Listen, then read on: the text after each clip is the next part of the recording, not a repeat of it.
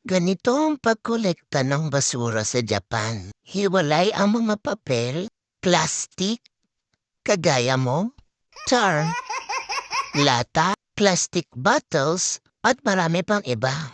Makikita niyo sa video, nalilinisan ng garbage collector ang basurahan na kinuhanan niya ng mga basura.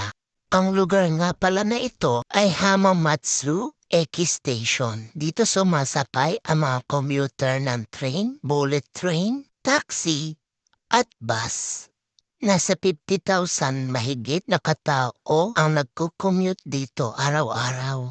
Bukod kay tatay, meron ding mga tagalinis or tagapunas ng mga grills at mga upuan ang station na to.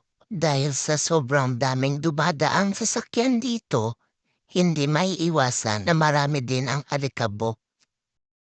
Napakadisiplinado talaga nila, hindi lang sa palinisan, pati sa iba pang mga bagay.